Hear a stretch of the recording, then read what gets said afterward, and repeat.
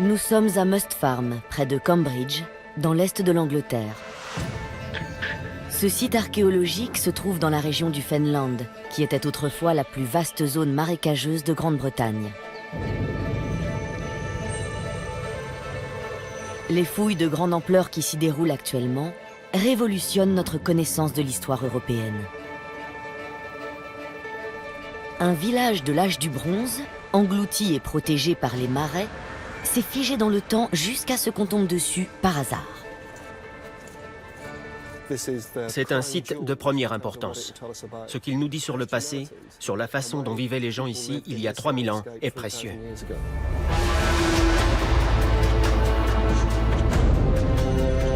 L'état de conservation et le nombre d'objets découverts sont si exceptionnels que le village a été surnommé le Pompéi britannique.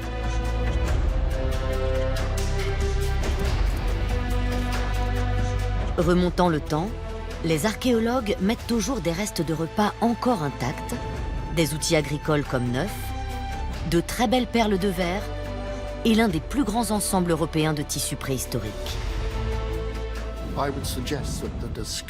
Je dirais que la découverte de Must Farm est un événement à marquer d'une pierre blanche dans la recherche sur la préhistoire en Grande-Bretagne. C'est la grande découverte. C'est un mini Pompéi. C'est unique. On avait déjà mis au jour des milliers de fermes et de maisons de l'âge du bronze, mais sans jamais trouver de bois encore intact. Avoir la chance de découvrir une charpente complète, c'est fantastique.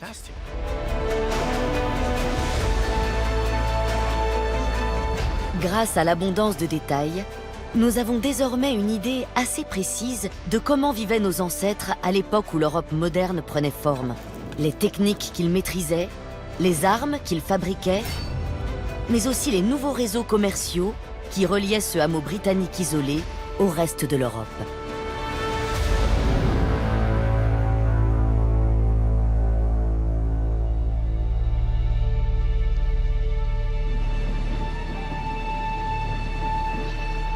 C'est la découverte il y a quelques années de vieux morceaux de bois dans la carrière de Must Farm, près de Cambridge, qui a conduit à l'exhumation du village.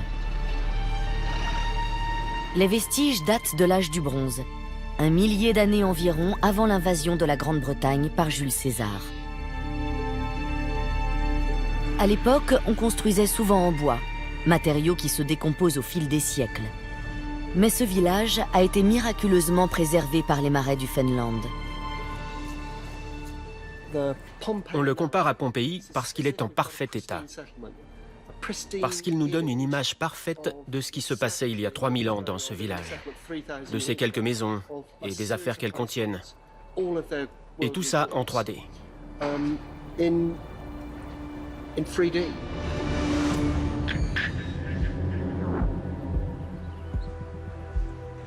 Mark Knight, le directeur des fouilles, et son équipe ont pu établir que le village était constitué de 5 habitations circulaires en bois, construites proches les unes des autres.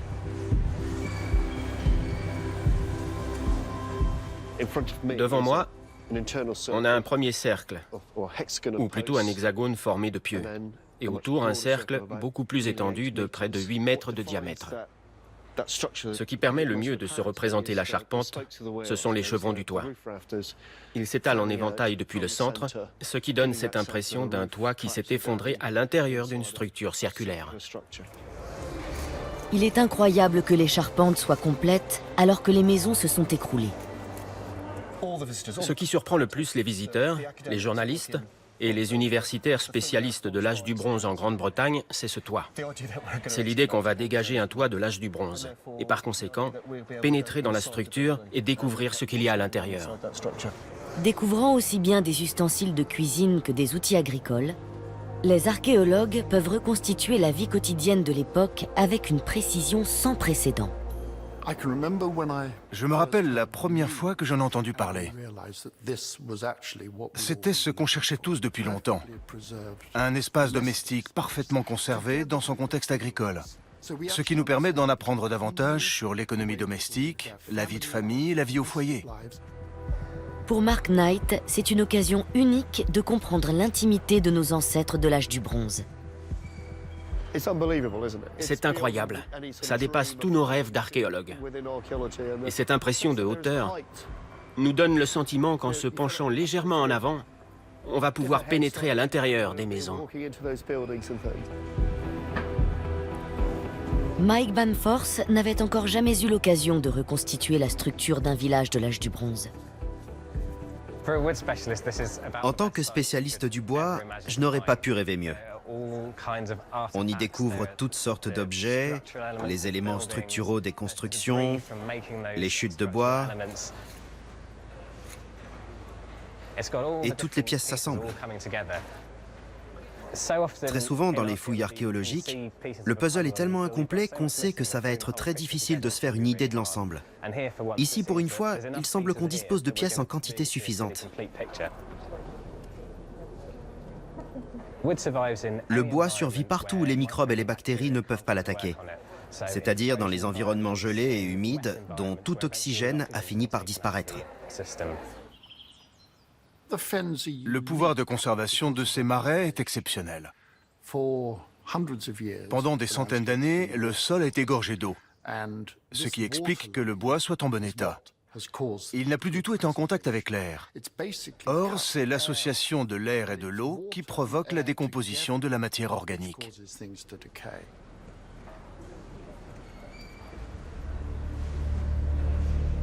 Ce village renferme pourtant un mystère. Il a aussi bien résisté à l'épreuve du temps, parce qu'alors même qu'il était la proie des flammes, il a été englouti par la vase. L'équipe espère que 10 mois de chantier lui permettront de découvrir les causes de l'incendie et d'en apprendre davantage sur les origines de notre monde moderne. Le travail est minutieux. Rien ne doit être fait dans la précipitation. Chaque objet est peu à peu extrait de sa gangue de terre et soigneusement nettoyé.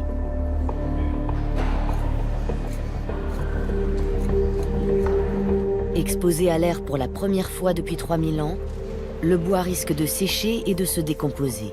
Il faut donc l'humidifier en permanence.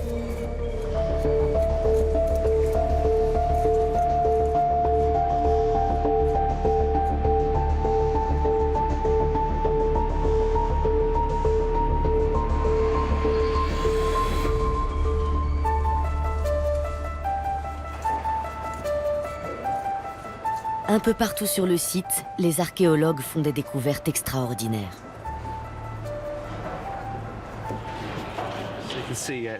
On voit une sorte de rainure sur le dessus. C'est visiblement une grosse pièce de bois. Elle s'étend sur toute cette surface. Qui sait jusqu'où ça va? De ce côté ou de celui-là? On dirait qu'elle se prolonge aussi sur ma droite. Ce fragment est bizarre. C'est sans doute un pieu comme celui-là. Mais on dirait qu'il est relié à cette grosse pièce de bois et que c'est donc quelque chose de différent. À mesure que l'objet est dégagé, il s'avère que les archéologues ont vu juste. C'est bien quelque chose de différent. Cela prouve que les habitants de ce village avaient accès aux techniques les plus avancées de l'époque. C'est la roue complète la plus ancienne jamais mise au jour en Grande-Bretagne. C'est la mieux conservée et la plus complète qu'on ait trouvée dans la région. Avec ça, j'ai tout dit. Elle est plus grande et en meilleur état que toutes celles qu'on a pu trouver. Et surtout, elle est complète. C'est ça qui est merveilleux. Cette roue est à ce point remarquable que l'archéologue Maisie Taylor est venue l'examiner avant même qu'elle ne soit totalement dégagée. Elle est complètement compressée. Elle devait être beaucoup plus épaisse à l'origine. Cet objet exceptionnel pourrait nous en apprendre davantage sur la fabrication et l'utilisation des premières roues en Europe. Mais cet exemplaire est d'une telle fragilité que pour l'extraire, l'équipe doit attendre la venue d'un spécialiste. La mise au jour d'un objet aussi bien conservé laisse présager des découvertes encore très nombreuses. Et par conséquent, un approfondissement considérable de nos connaissances du mode de vie de nos ancêtres européens il y a 3000 ans. Il y a quelques années, dans le lit d'une ancienne rivière située tout près du site, les archéologues ont découvert 8 barques taillées dans un tronc d'arbre datant de l'âge du bronze. C'est le plus grand ensemble jamais exhumé en Europe du Nord. Ces embarcations devaient appartenir aux habitants de Must Farm. Pour Mark Knight, leur nombre indique que le village ne vivait pas isolé. Tout le long de cette rivière, on trouve des bateaux. S'il fallait une preuve de l'importance de l'activité humaine qui se déployait dans la région, à mon avis, elle est là. Quel serait notre niveau de communication si, dans notre monde moderne, Internet n'existait pas? D'une certaine façon, ces pirogues et ces cours d'eau constituaient le réseau de communication de l'époque. Pour pouvoir produire autant d'embarcations, les villageois devaient être de très habiles charpentiers. À Butser Ancient Farm, un hameau préhistorique reconstitué, l'archéologue expérimental Ryan Watts essaie de comprendre comment il s'y prenait. On est en train de fabriquer une barque monoxyle, comme il en existait à l'âge de la pierre, à l'âge du bronze, à l'âge du fer et jusqu'au Moyen-Âge. C'est un type d'embarcation très simple, taillée et creusée dans une seule pièce de bois, mais qui demande évidemment beaucoup de travail. Ryan Watts fait des essais avec les différents outils dont disposaient les habitants de Must Farm.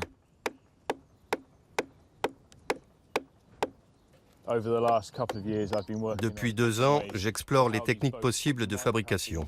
Je teste différentes méthodes, différents outillages. En ce moment, pour enlever le plus gros, on utilise des coins en bois plutôt que des outils en bronze. Les outils en bronze demandent beaucoup de travail pour évider un tronc, alors que les coins en bois permettent de détacher des fragments plus gros. C'est nettement moins pénible. Malgré son aspect rudimentaire, le coin en bois donne des résultats étonnants. Une fois la pirogue terminée, elle devrait faire environ 5 cm d'épaisseur, c'est-à-dire à peu près ça. On le sait grâce aux découvertes archéologiques. Ce travail demande un niveau d'expertise incroyable. Donc, cette fois, j'espère être plus efficace. Le tout, c'est de parvenir à entailler le bois de manière à façonner les bords. Au fil des recherches, il est apparu que les barques de Must Farm avaient été intentionnellement coulées dans la rivière. Ryan Watts pense savoir pourquoi. Le tableau arrière de certaines pirogues est amovible.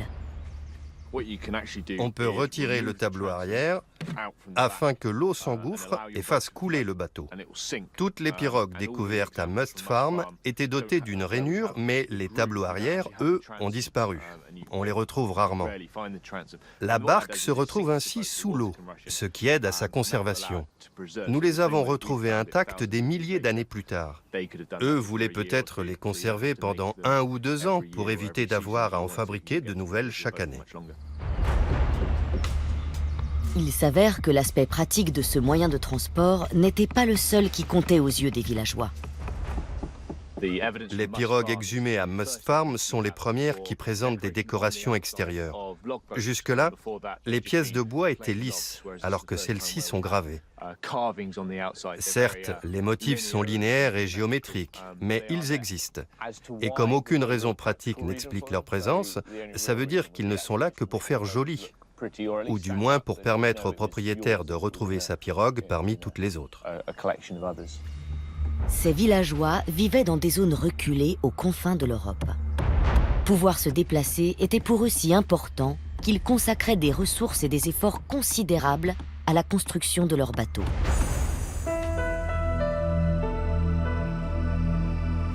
À mesure que les fouilles progressent, les archéologues découvrent de plus en plus de fragments de bois brûlés.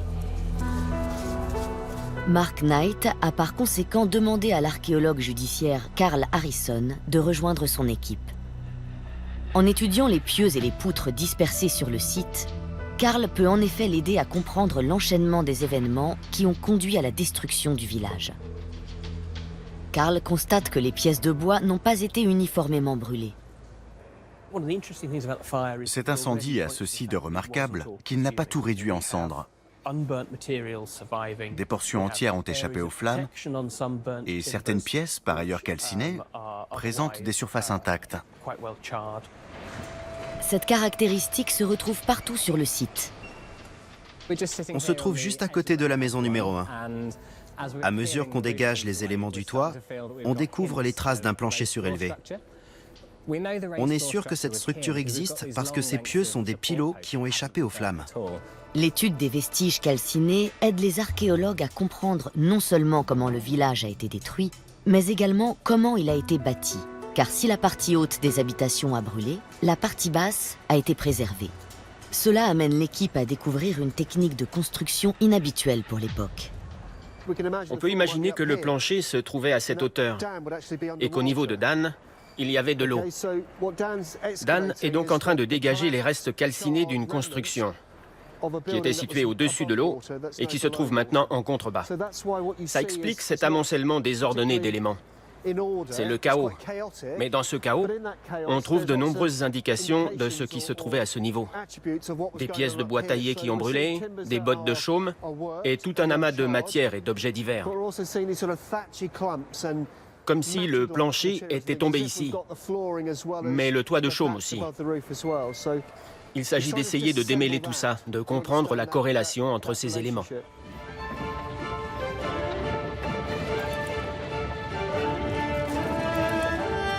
C'est une découverte de taille. Les maisons de Must Farm ont en fait été bâties sur pilotis, sur l'eau, ce qui explique qu'elles aient en partie échappé aux flammes. Aucun village sur pilotis datant de l'âge du bronze n'avait encore été exhumé en Grande-Bretagne. Les fragments de bois mis au jour par l'équipe ont donc servi à la construction des maisons elles-mêmes, mais aussi à celle des plateformes surélevées.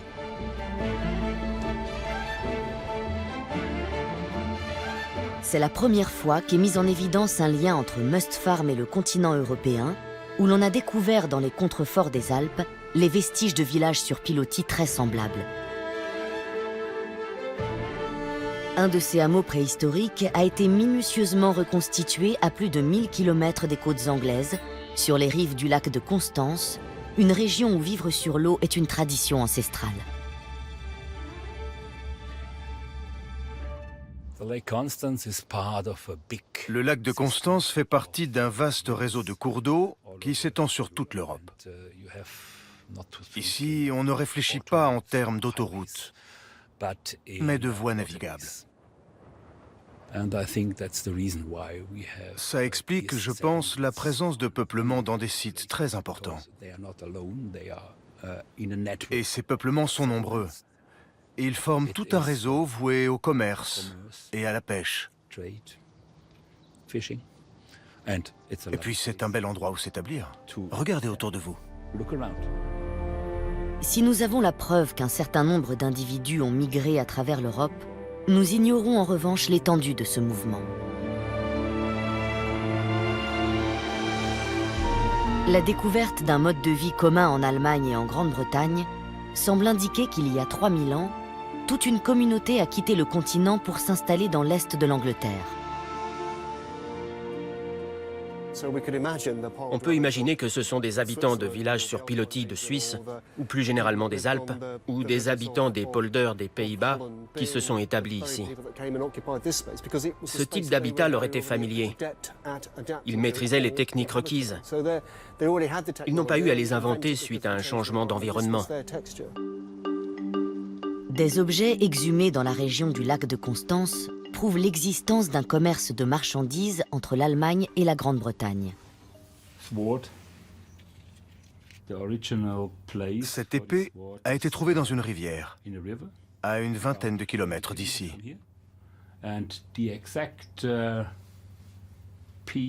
Elle est identique à une autre épée qui a été découverte dans la Tamise. Quant à ses pointes, elle pourrait avoir été importée d'Angleterre en Allemagne. Il y avait des idées communes, mais certaines évoluaient. Déjà à l'âge du bronze, il existait une forme de nationalisme, si je peux me permettre d'utiliser ce terme. En Grande-Bretagne, toutes les maisons devaient être rondes. alors que sur le continent, on les préférait carrés ou rectangulaires. Nous sommes face à deux traditions architecturales fort différentes, mais les points communs étaient très nombreux aussi. À Mustfarm, les archéologues ne cessent d'exhumer de nouveaux objets prouvant l'existence de fortes relations intra-européennes. Par exemple, ces minuscules perles de verre de très belle facture. Il est tellement inhabituel d'en trouver en aussi grand nombre sur un site britannique de l'âge du bronze que Julian Anderson a été invité à les examiner. On trouve très rarement des objets en verre de l'âge du bronze en Angleterre. Ces perles datant du 9e et du 8e siècle avant notre ère sont donc extrêmement précieuses. C'est le seul ensemble de l'époque découvert à ce jour. Ces perles prouvent l'amour des habitants de Mustfarm pour les belles choses. Mais elles n'ont pas été fabriquées en Grande-Bretagne. Le cuivre et le fer leur donnent une merveilleuse couleur turquoise ou un très beau vert pâle. Ces perles jouaient indéniablement un rôle social. Elles étaient purement décoratives. Mais elles peuvent aussi nous aider à retrouver les liens qui unissaient les différentes parties du monde. À l'âge du bronze, le verre était fabriqué à partir d'un mélange de sable et de cendres végétales. Pour tenter d'établir leur provenance, les perles trouvées sur le site ont été soumises à une analyse isotopique. Le verre de Mustfarm est fait avec des cendres d'arbustes. Or, ces plantes ne poussent vraiment que dans des zones semi-désertiques, un environnement qui n'existait pas en Europe du Nord et du Nord-Ouest au 9e et au 8e siècle avant notre ère. Il se pourrait tout à fait que ces perles aient parcouru 3000, 4000 kilomètres. Il est très probable qu'elles aient été fabriquées au Proche-Orient et importées de ces pays lointains. Nous savons qu'à l'âge du bronze, des marchandises circulaient à travers toute l'Europe, mais nous ignorons l'ampleur de ces échanges. La présence d'un aussi grand nombre de perles de verre semble indiquer que, bien qu'étant très à l'écart, Mustfarm jouait un rôle actif dans les nouveaux réseaux commerciaux. Pour savoir comment les Européens commerçaient à l'âge du bronze, il faut se rendre au sud des Alpes, en Italie, dans l'estuaire du Pô. Ici se trouvait en effet l'un des plus grands centres manufacturiers du continent, Fratessina.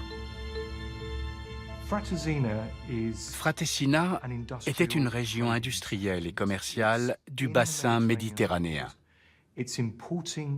Elle importait des matières premières et les transformait en produits manufacturés destinés à l'exportation. Elle était en relation avec le Levant, Liban et Palestine, avec le sud de l'Allemagne et le nord de la France. L'amour pour les produits de luxe étant universel, toutes sortes de matières premières étaient acheminées par bateau jusqu'à Fratessina, puis exportées une fois transformées aux quatre coins de l'Europe. Nous avons ici deux objets très intéressants. Le premier, c'est ce collier. Ces petites perles, sans aucune prétention, sont faites à partir de coquilles d'œufs d'autruche importées d'Afrique. On a également découvert des morceaux non travaillés, ce qui prouve que la matière première a été importée puis transformée sur place. La deuxième grande surprise nous vient de l'ivoire. Il arriva ici sous la forme de fragments bruts, comme ceci. La matière première était donc importée à Fratessina depuis l'Afrique ou l'Asie, et elle était transformée en peigne sur place. Le plus étonnant à propos de ce peigne, c'est qu'un exemplaire identique a été découvert sur un site à Chypre. Autrement dit, on importait de l'ivoire d'Afrique ou d'Asie, et on en faisait un produit fini qu'on retournait à l'envoyeur. Cet endroit était un centre manufacturier de première importance. On n'était pas aux confins du monde ici, on était au centre du monde. C'est fabuleux. Parmi ces effets personnels figurent également des pièces de métal. Voici un moule qui sert à fabriquer des anneaux. Le cuivre est versé le long de cette rainure Et de là, de petites branches latérales l'acheminent vers chaque moule individuel. Cet anneau a été détaché du reste, mais il n'a pas été ébarbé.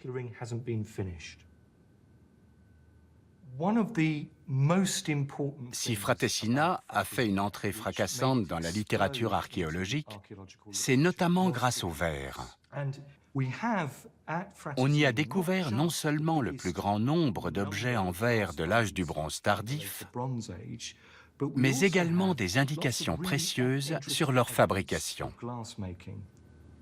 Il semble que les habitants de Mustfarm n'aient pas été les seuls Européens à priser les belles perles de verre. Nous avons ici quelques fragments de lingots de verre de différentes couleurs. Celui-ci est particulièrement intéressant.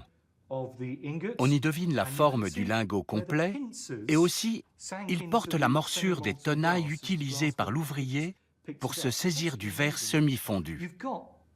C'est fantastique, ce lingot a conservé intact les gestes du verrier. De nouvelles techniques scientifiques permettront peut-être bientôt de savoir exactement quelles routes commerciales ont emprunté les objets en verre découverts à Fratessina et à Mustfarm. On abat un travail considérable et passionnant, grâce, entre autres, à l'analyse isotopique. La recherche vise à établir la provenance des matières premières servant à la fabrication du verre, et elle commence à peine. Les échanges européens d'alors annoncent les réseaux commerciaux internationaux d'aujourd'hui. L'Europe, à l'apogée de l'âge du bronze, disons de 1600 avant notre ère jusqu'à 700 avant notre ère, quand le fer s'est peu à peu imposé, l'Europe était un monde totalement interconnecté, comme jamais encore auparavant. Mais l'approvisionnement en bronze était irrégulier, alors que tous les hameaux, toutes les fermes en avaient besoin. Donc il fallait que cet approvisionnement soit plus régulier, que les routes commerciales restent ouvertes. Et pour ça, il a fallu mettre en place des institutions qui favorisent ces liens et la régularité des échanges. Les chercheurs ont toujours manqué d'éléments pour déterminer avec certitude le niveau de vie de nos ancêtres à l'âge du bronze. Le nombre d'outils en métal mis au jour à Mustfarm n'en est que plus surprenant. On pense que cette lame, c'est une faucille. Il est intéressant de voir qu'elle a encore un certain éclat. C'est ce qui rend ce site unique. Les objets sont tellement bien préservés qu'une fois exhumés, ils brillent encore. C'est incroyable. Dans tout le nord de l'Europe, l'âge du bronze a été marqué par une intensification et une expansion extraordinaire de l'agriculture. Cette révolution et le commerce ont été favorisés par le développement de ce genre d'outils en métal. Le bronze a permis aux gens de se lancer dans toutes sortes d'activités nouvelles. C'est un métal malléable auquel on peut donner la forme que l'on souhaite. Toutes les fermes et tous les hameaux en avaient besoin. Ils ne pouvaient pas s'en passer. De nombreux éléments portent à croire que Mustfarm était une commune agricole très prospère. Ainsi, l'importante quantité d'ustensiles de cuisine en bois indique que les villageois produisaient suffisamment de nourriture pour organiser des festins. On a trouvé des pots en argile, des céramiques, mais aussi de la vaisselle en bois. Voici ce qu'on pense être un plat en bois. On peut imaginer qu'il y avait une poignée ici et une autre là. Il est en forme de pelle taillée dans une seule pièce de bois. Les bords ont brûlé dans l'incendie. Ça devait servir à présenter un mets quelconque, peut-être une tête de cochon, que sais-je. Et ce n'est pas tout. Les archéologues ont également découvert d'immenses quantités d'os de mouton, de cochon et de bœuf, ainsi que des pots remplis de grains. En fait, l'agriculture était si florissante que les cultivateurs produisaient suffisamment de céréales pour en commercialiser une partie. Une telle prospérité était due d'une part à la fertilité du sol et à l'importance des troupeaux, mais aussi d'autre part à l'apparition de nouvelles techniques métallurgiques et à l'application des avancées scientifiques à l'agriculture. Pendant l'âge du bronze, certaines fermes comptaient des centaines, voire des milliers de têtes de bétail. Et la culture des céréales se faisait à très grande échelle, avec la pratique systématique de l'épandage. On a découvert de l'engrais dans ces champs. On est donc sûr de ça. L'intensification de l'agriculture a eu des effets très importants sur la vie des gens ordinaires. Par exemple, que je sache, on ne trouve pratiquement aucune trace de malnutrition à l'âge du bronze. Par ailleurs, les preuves ne manquent pas que des quantités considérables de viande étaient consommées à l'occasion des fêtes. Dans la ville de Halle, dans le Land de Saxe-Anhalt, au cœur de l'Allemagne, se trouve un objet qui semble lui aussi indiquer que le progrès scientifique a sans doute bénéficié aux fermiers européens de l'âge du bronze. Le musée de la préhistoire abrite un trésor si extraordinaire qu'il est considéré par l'UNESCO comme l'une des découvertes archéologiques majeures du XXe siècle.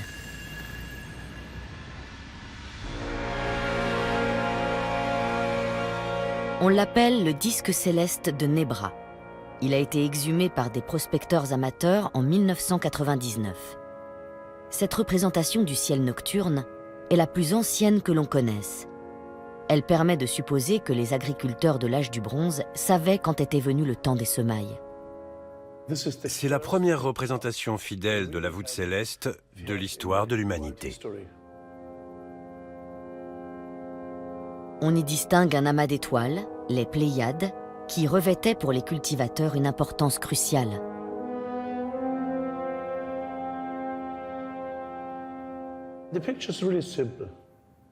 Le dessin est très simple. On a ici les 7 étoiles qui forment les Pléiades, et là, la Lune. Leur présence simultanée indique un temps fort de l'année, le début du mois de mars. Les Pléiades, visibles dans l'hémisphère nord durant l'hiver, disparaissent au printemps autour de la période propice aux semailles. L'important ici, ce n'est pas le travail du métal, c'est la connaissance qui est délivrée sous la forme d'un dessin très simple et très parlant. Des analyses récentes ont révélé que les métaux utilisés dans la fabrication du disque de Nebra avaient été en partie importés en Allemagne. On a analysé le cuivre, il vient des Alpes, de la région de Mittelberg, près de Salzbourg. L'étain vient des Cornouailles, on en est sûr. Quant à l'or, l'analyse montre qu'il a également été extrait dans les Cornouailles. La matière première provient donc à la fois d'Allemagne et d'Angleterre. Le besoin de métaux et le goût pour les produits de luxe ont rapproché les différents peuples européens. La Grande-Bretagne possédait une richesse essentielle, l'étain. Contrairement au cuivre, l'étain est un métal rare. On ne le trouve pas dans beaucoup de régions du monde. C'était une marchandise qu'il était à la fois très important et très difficile d'acheminer de manière ininterrompue. On ne pouvait se passer des 8 à 10% d'étain qui entrent dans la fabrication du bronze. L'étain était donc le métal le plus précieux, probablement à égalité avec l'or.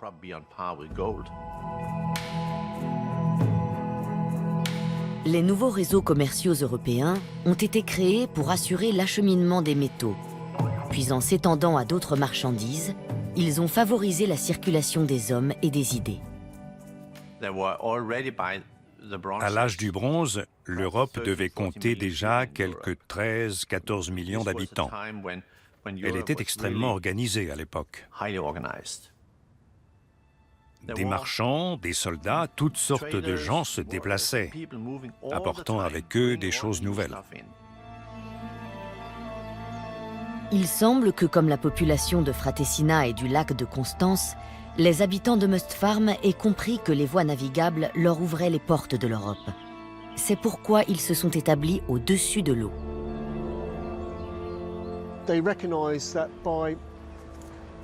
Ils se sont rendus compte qu'en s'installant dans les marais, en construisant leur village sur l'eau, ils maîtrisaient un environnement qui permet l'échange, le mouvement des marchandises. Ils se plaçaient au cœur de l'activité, du flux commercial, ce qui leur donnait un certain contrôle.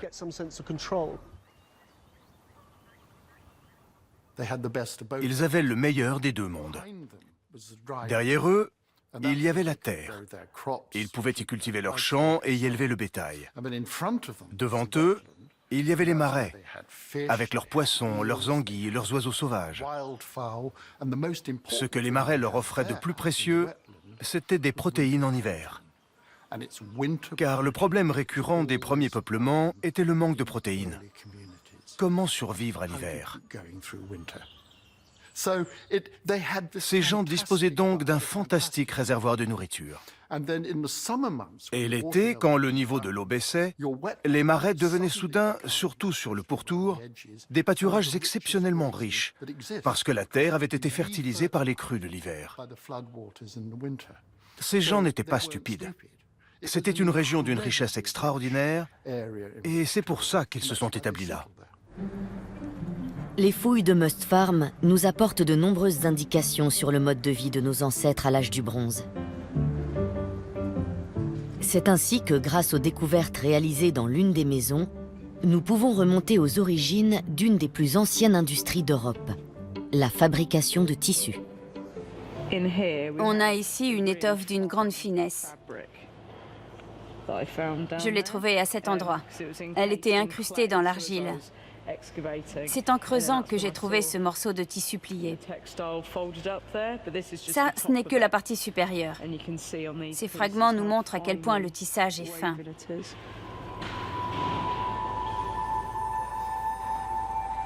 Jamais une telle quantité d'étoffe délicate n'avait été mise au jour en Grande-Bretagne dans un site de l'âge du bronze. Il paraît incroyable que des matières textiles aient pu résister à un taux d'humidité aussi élevé pendant 3 millénaires. Pour analyser la finesse du travail, Mark Knight a fait appel à la spécialiste Susanna Harris. C'est essentiel de disposer d'un équipement portable. On ne peut pas toujours envoyer les objets à son laboratoire. On a besoin de pouvoir transporter le matériel. L'étude au microscope permet de se faire une meilleure idée de la sophistication des techniques de tissage utilisées. Voici ce qu'on appelle la chaîne et la trame. Voici des fils de trame. Ici, ils passent derrière ces fils de chaîne et ressortent un peu plus loin. Regardez. Susanna Harris a découvert que ces fils ont été fabriqués à partir de fibres végétales, une technique qui exige un très grand savoir-faire.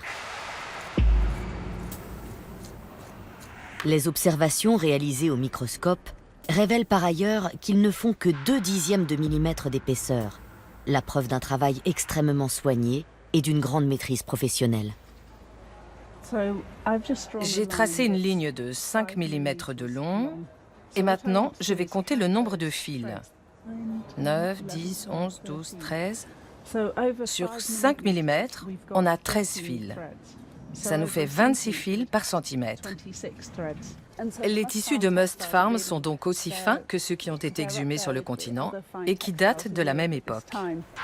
La qualité de ces étoffes nous révèle qu'il y a 3000 ans, nos ancêtres ne se contentaient pas d'exister. Comme nous, ils voulaient porter de beaux vêtements et décorer leur maison.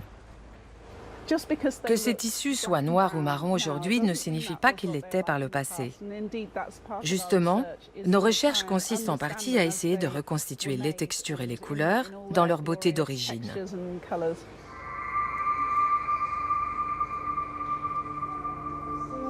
L'étude de ces textiles nous en apprendra encore beaucoup sur le mode de vie des Européens à l'âge du bronze. Dans les hameaux du lac de Constance, en Allemagne, des fragments semblables ont été découverts. Et comme ceux de Must Farm, ils proviennent soit de corbeilles et de filets, soit de matières plus raffinées. Cet ensemble a été exhumé dans les villages sur pilotis du lac de Constance. Il y a des filets, des fibres très fines. Tout un monde merveilleux de produits textiles. Les relations commerciales étant très développées à l'époque en Europe, il se pourrait bien qu'un marché des tissus ait également existé. Les villages se livraient essentiellement au commerce du cuivre et de l'étain, séparément, sous la forme de minerais. Les alliages se faisaient sur place à l'arrivée, mais aussi sans doute sous la forme de produits finis. Or, une fois qu'on a des routes commerciales et des marchands qui les empruntent, il est évident qu'on va commencer à vendre et à acheter d'autres marchandises. Ces quelques dernières années, c'est tout récent, on a appris que parallèlement au négoce des métaux, il existait un négoce d'étoffes de laine.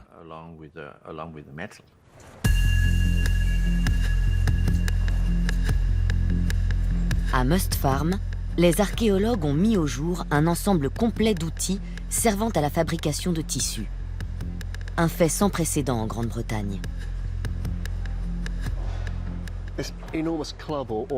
Cet objet énorme, qui a la forme d'une massue ou d'une batte de cricket, est un magnifique exemplaire de ce qu'on appelle un écan. On en a trouvé 3 dispersés sur le site. Leur poids et leur forme permettent de broyer les tiges de lin pour en extraire les fibres destinées à être filées.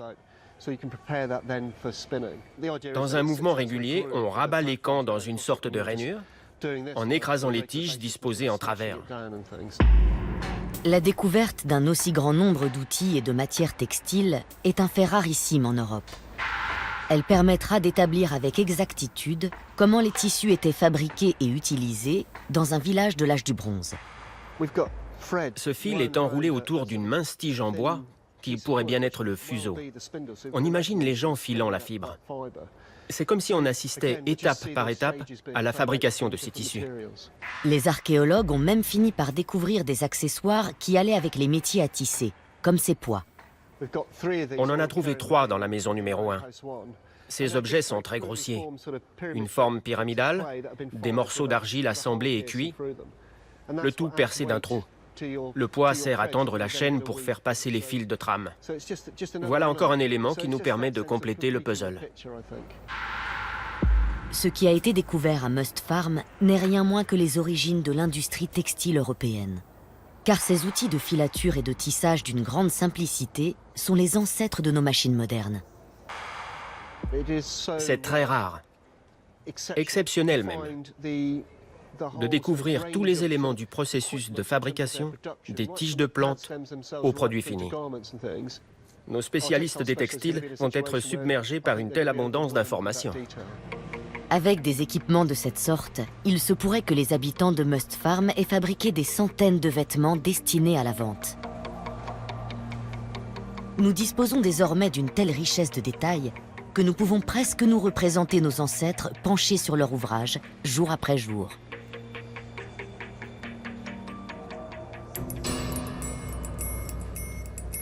Le nombre considérable d'objets exhumés laisse penser que le village a été abandonné au moment de l'incendie. Les archéologues espèrent découvrir pourquoi ces habitants sont partis en laissant tout derrière eux. L'archéologue judiciaire Carl Harrison cherche à définir le mode de propagation de l'incendie.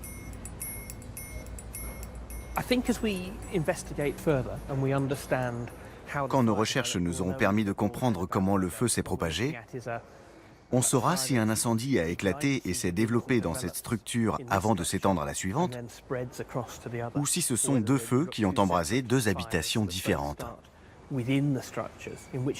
Ce qui tendrait à indiquer que l'incendie était volontaire. Pour cela, il faut d'abord déterminer comment les maisons ont été construites. Cette pièce de bois illustre parfaitement la façon dont le comportement d'un feu peut aider à comprendre la technique de construction d'une habitation. Il n'existe que 3 modes de propagation d'un feu dans un bâtiment. On parle de conduction quand des matériaux métalliques provoquent un transfert de chaleur. Dans la propagation par convection, le feu provoque l'élévation dans la structure d'une grosse masse de gaz chaud, par exemple. Et la propagation par rayonnement, c'est comme quand on est face à un feu ou exposé aux rayons du soleil et que le transfert de chaleur se fait par l'intermédiaire d'un corps. Déterminer si l'incendie s'est propagé par conduction, convection ou rayonnement sera extrêmement difficile. Pour y parvenir, Carl Harrison doit analyser les différentes traces laissées par le feu. La partie supérieure de cette poutre a été noircie, à l'exception d'un certain nombre de zones circulaires. Comme s'il y avait eu une structure posée dessus qui avait protégé ces zones de la chaleur. De ce côté, face à moi, on voit bien la limite des brûlures, qui indique que la partie inférieure est intacte. Il est évident que cette pièce de bois a été épargnée par les flammes. Ces marques ont uniquement été causées par la chaleur. Elle n'a pas brûlé parce qu'elle se trouvait à l'extérieur de la structure, ce qui implique que le feu a surtout ravagé l'intérieur. Le rayonnement se propage en ligne droite, et cette partie était protégée. C'est comme quand on se badigeonne de crème solaire, cette zone a été préservée. Si les pièces de bois qui se trouvaient à l'extérieur des maisons n'ont pas été atteintes par le feu, cela permet d'établir avec certitude le lieu d'origine de l'incendie. Je pense que le feu s'est déclaré à l'intérieur et que donc personne n'a incendié le toit depuis l'extérieur. Le mode de propagation aurait été très différent sinon. Pour que les villageois abandonnent autant de choses derrière eux, il a fallu que l'incendie se propage très rapidement. L'équipe devra collecter davantage d'indices avant de pouvoir établir si les villageois ont fui une attaque ou si la catastrophe était accidentelle. La découverte d'une des plus anciennes roues complètes d'Europe est un événement particulièrement exaltant pour l'équipe de Must Farm.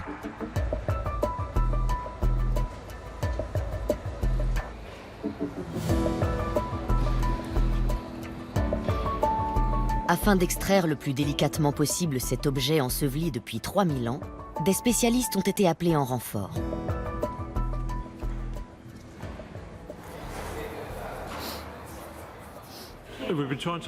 On a essayé de la soulever en 3 morceaux, mais ça ne marche pas. On va utiliser du plâtre pour la consolider.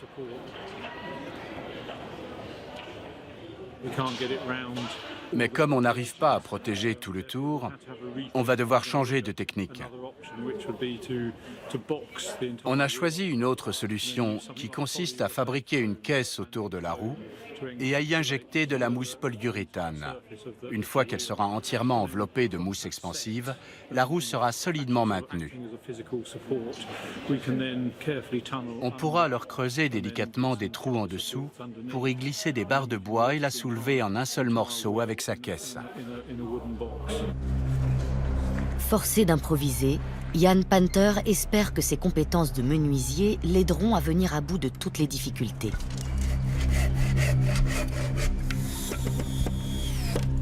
Une fois dégagée, cette roue nous en apprendra beaucoup sur l'utilisation des premières techniques développées en Europe. Car elle n'est pas un simple objet. Elle est la preuve d'une véritable explosion du savoir-faire et des méthodes de fabrication. Une des raisons qui me font aimer l'âge du bronze, c'est que cette période marque clairement le début de la spécialisation. Certains ouvrages de menuiserie sont ainsi d'une extrême sophistication. La roue est comparable aux pirogues, parce qu'elle offre elle aussi un exemple de travail du bois très évolué, très spécialisé. On a dépassé le cap des bons ou des mauvais menuisiers. Ce que nous avons ici, ce sont des menuisiers spécialisés. D'un côté, des constructeurs de roues, de l'autre, des constructeurs de bateaux. La découverte de cette roue ne fait que confirmer l'existence de relations étroites entre les peuplements européens de l'époque. La roue de Must Farm fait partie d'un ensemble. Elle est très semblable à des exemplaires mis au jour aux Pays-Bas, au Danemark et dans le sud de l'Allemagne. J'ai dans l'idée que les constructeurs de roues de ce hameau étaient en lien avec ceux des rivages de la mer du Nord, et que tous partageaient un savoir-faire commun. Et désormais, nous savons également comment ces villageois partageaient leur vie entre la terre ferme et les marais. La présence de cette roue est incongrue. dans le sens où il s'agit d'un village sur pilotis, sans espace où faire rouler une roue d'une telle dimension. On se retrouve donc avec un moyen de locomotion terrestre dans un environnement de marais. Mais à notre avis, ça colle avec le reste des éléments découverts sur le site. Les ossements sont pour la plupart ceux d'animaux terrestres. Moutons, cochons, vaches, chevaux, chiens. Comme plante, on a trouvé du blé et de l'orge. Quant au bois utilisé dans la construction du village, il provient d'un habitat terrestre plutôt que marécageux. On pense par conséquent que les villageois ne se sont pas coupés de la terre ferme, et la roue fait partie de ce lien. Ils vivaient, dormaient, mangeaient ici, mais ils cultivaient leurs champs et ils échangeaient et commerçaient sur les terres environnantes. Les résidus de matière exhumés sur le site en sont la preuve. Et c'est pareil pour des objets tels que la roue. Les archéologues ont donc appris que les habitants de Mustfarm étaient des paysans prospères et que, loin d'être isolés, ils commerçaient avec des peuplements de tout le continent.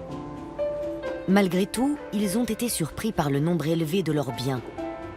Tout comme nous, ces villageois possédaient plus que nécessaire. On se trouve ici dans la maison numéro 2. On y découvre de très nombreux récipients, des seaux en bois, mais surtout des poteries, cette jarre par exemple, ou ce joli petit bol là au fond, et cette autre jarre là-bas. Bref, je suis entouré aussi bien de récipients de cette taille que de petites tasses. Ces objets sont intacts, regroupés en tas et ensevelis dans leur contexte d'origine. Ça nous donne une excellente idée de l'usage qu'on en faisait.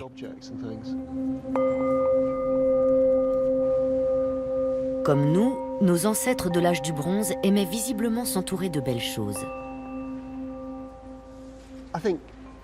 Ce qui caractérise tout d'abord ces objets, c'est leur grande finesse.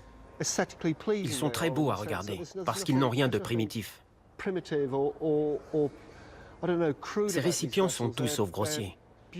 Ils ont des finitions admirables. La panse est joliment carénée et le bord est éversé. L'autre caractéristique, c'est la couleur.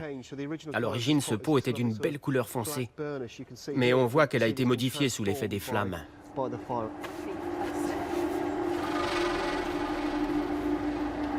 Les archéologues ont également exhumé 2 longues pièces de bois très étranges.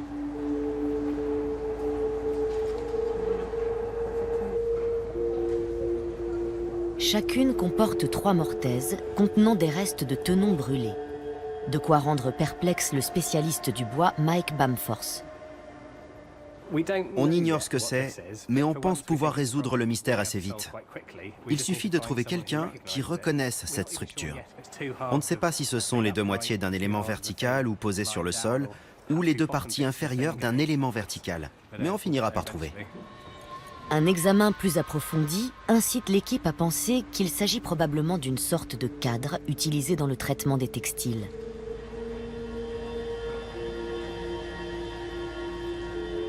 Bien que des recherches soient encore nécessaires, les vestiges de Mustfarm apportent déjà la preuve que notre mode de vie moderne est apparu à l'âge du bronze.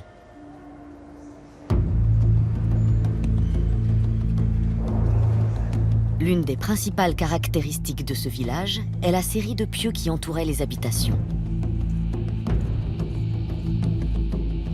Comme les pilotis, ces pieux étaient profondément enfoncés dans le sol. Pour l'époque, ériger une telle structure relevait de la prouesse technique. Une palissade entoure tout le site. C'est une rangée de pieux en frêne avec quelques pieux en chêne intercalés. Elle devait arriver à hauteur de la tête. L'utilisation du frêne est très inhabituelle. La plupart des autres pièces dispersées sur le site sont en chêne, un matériau de construction très robuste. Ce choix révèle un véritable sens esthétique. Ça devait être très joli. Les dimensions importantes de la palissade semblent indiquer qu'elle remplissait également une fonction de protection.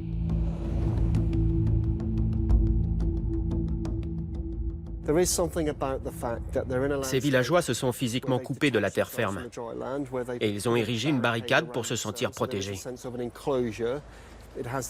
Cette clôture pourrait remplir ce rôle défensif. Comme d'autres peuplements à travers l'Europe, Mustfarm s'est enrichi grâce à l'agriculture et au commerce.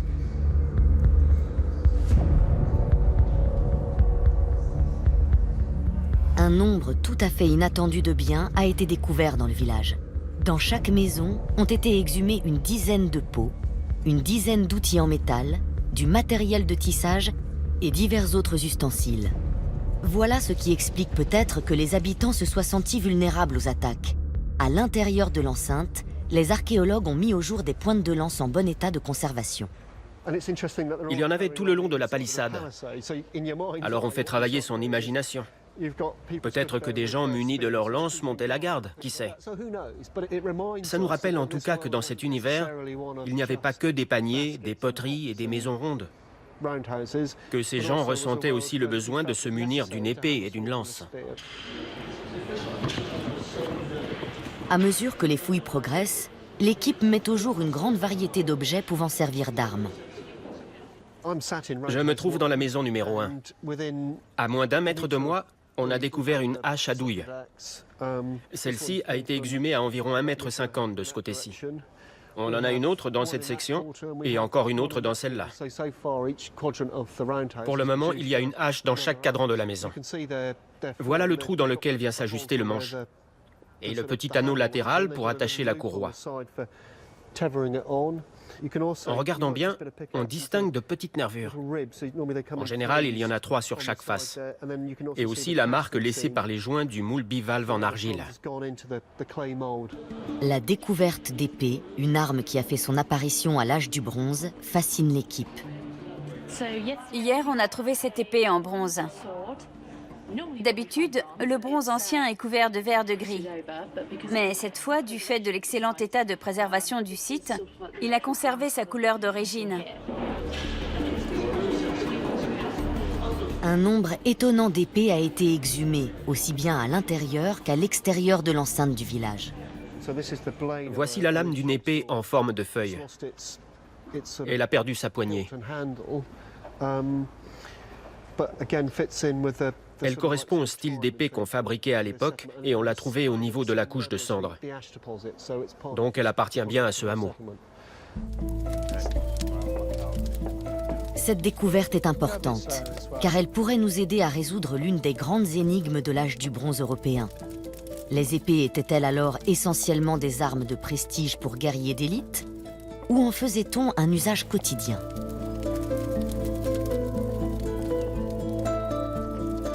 Neil Burridge est un forgeron spécialiste de la préhistoire. C'est le moment que j'appréhende. Le haut du moule s'est fendu, mais ce n'est pas trop grave.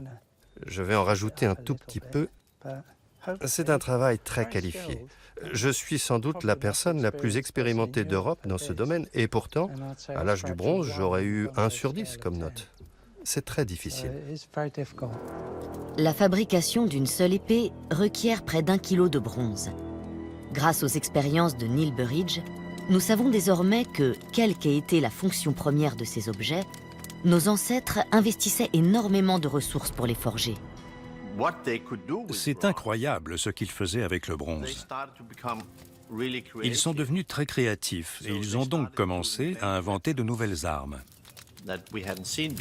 Pour nous, l'épée est un objet banal, un objet qu'on connaît. Mais il faut savoir que c'est une invention de l'âge du bronze.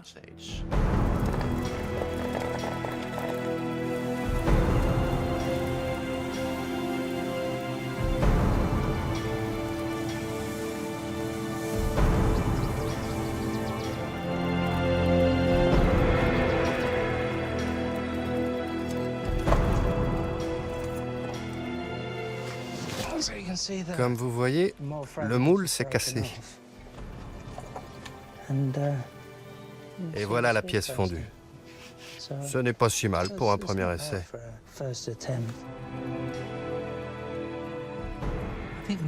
Le moule était plus fendu que je ne le pensais et la lame est trop épaisse. Selon les critères de l'âge du bronze, elle est un peu lourde. Les gens n'en auraient pas voulu. Même des spécialistes aussi compétents et expérimentés que Neil Burridge n'ont pas encore réussi à fabriquer des répliques d'aussi belle qualité que les originaux.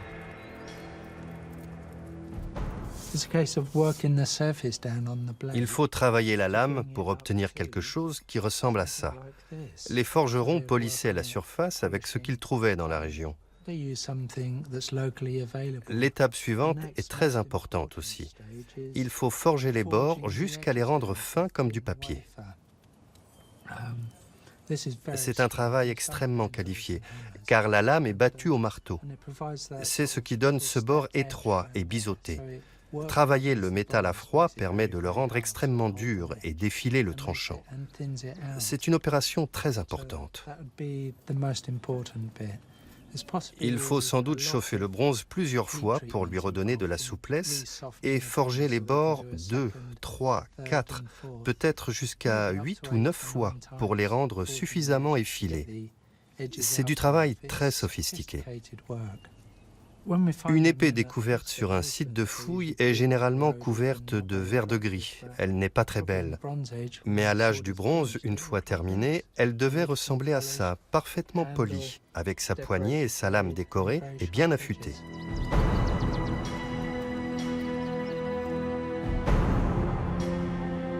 Nous savons désormais qu'à l'âge du bronze, les épées étaient très complexes à élaborer. Or, l'état d'un certain nombre d'exemplaires découverts à Must Farm semble indiquer qu'il ne s'agissait pas de simples objets de prestige, mais d'armes régulièrement utilisées par des gens ordinaires. La présence de ces entailles profondes d'un côté de la lame pourrait laisser supposer que l'épée a servi dans des batailles, ou en tout cas qu'elle est venue frapper un autre objet en métal. Les épées de l'âge du bronze étant plus courtes que celles des périodes ultérieures, nous ne savons pas exactement comment les hommes se battaient.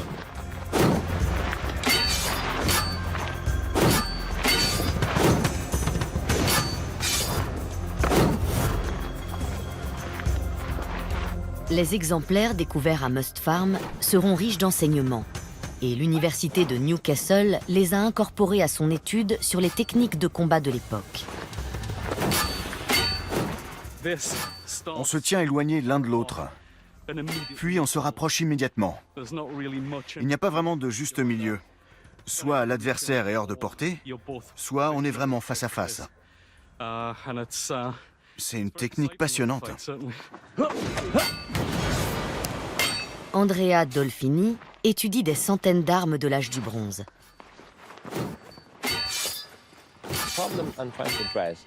On sait que ces armes ont été utilisées dans des corps à corps, dans des batailles et des attaques, mais on ne sait pas exactement comment.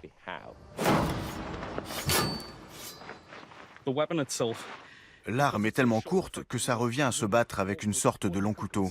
C'est un combat très rapproché, qui exige un engagement beaucoup plus personnel. Les marques laissées par les lames qui s'entrechoquent fourniront des indices précieux à Andrea Dolfini. Des épées de l'âge du bronze présentent des entailles tout à fait semblables. Les deux lames sont venues frapper l'une contre l'autre. Puis, elles ont probablement pivoté, ce qui a élargi l'entaille. C'est un combat très violent, très physique, mais qui demande une grande intelligence. Il faut apprendre à évaluer l'adversaire pour pouvoir lui imposer sa volonté.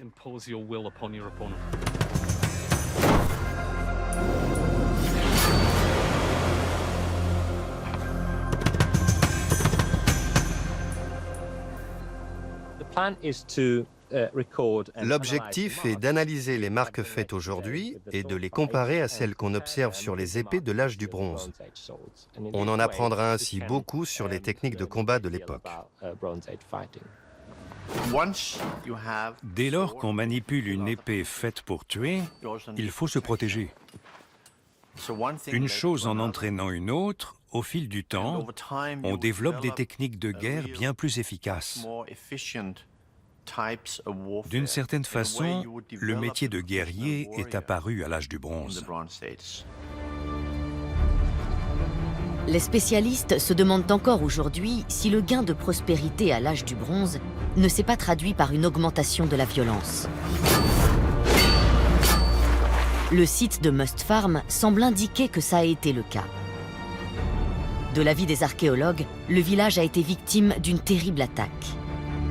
La quantité d'armes exhumées sur le site en apporte la preuve incontestable, tout comme la réaction des habitants qui ne sont jamais retournés chez eux, pas même pour récupérer leurs précieux biens. C'est évident qu'ils ont dû partir précipitamment. On dirait que tout a été laissé en l'état il y a à peine 1 ou 2 minutes. Quand on a le temps de s'organiser, on emporte ses affaires avec soi, on nettoie sa maison. Là, ça n'a pas été le cas. À mon avis, il a dû se produire une catastrophe, peut-être une attaque ennemie. Quoi qu'il en soit, les maisons, les fermes ont brûlé et se sont effondrées. Et c'est arrivé tellement vite que les gens n'ont rien pu sortir des habitations en flammes.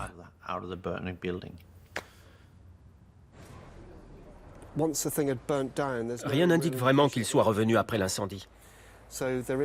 On a le sentiment que ce qui les a chassés de chez eux, ce n'était pas juste le feu. Peut-être que quelqu'un a mis le feu parce qu'il voulait les chasser de cet endroit. Les fouilles de Must Farm ont déjà permis d'éclaircir certains des grands mystères de l'âge du bronze européen.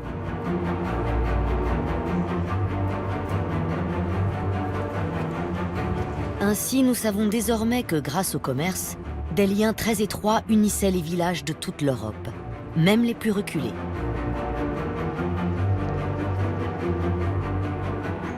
Nous avons également appris que les voyages faisaient partie intégrante de la vie. Que certains villageois possédaient plus de biens que nous ne l'imaginions. Et qu'en générant des tensions sociales, cette richesse a peut-être conduit à une plus grande violence.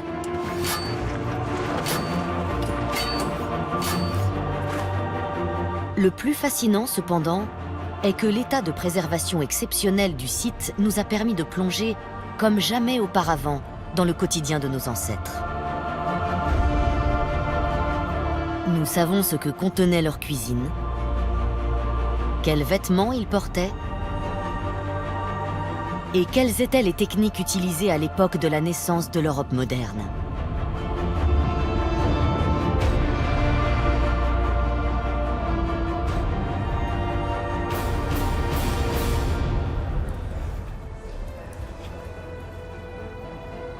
L'équipe doit clore le chantier dans quelques semaines. Plus on creuse, plus on se pose de questions et plus on obtient d'informations. À chaque instant, un nouvel élément apparaît qui nous raconte une nouvelle histoire. On en est à la phase finale du travail sur site. Mais ensuite, de nombreux objets seront étudiés au microscope, envoyés au laboratoire, découpés, analysés, mesurés. Les connaissances acquises à ce jour s'en trouveront encore enrichies. On découvrira des couleurs, des textures qui modifieront notre compréhension de l'époque. À la fin du chantier, ce qui restera de Must Farm sera de nouveau recouvert de terre afin de préserver le site. L'aventure n'est pas terminée, puisque des années de recherche seront encore nécessaires avant que ce village ne dévoile tous ses secrets. Mais notre vision de la naissance de l'Europe moderne a déjà commencé à changer. C'est un site de première importance. Ce qu'il nous dit sur le passé, sur la façon dont vivaient les gens ici il y a 3000 ans, est précieux.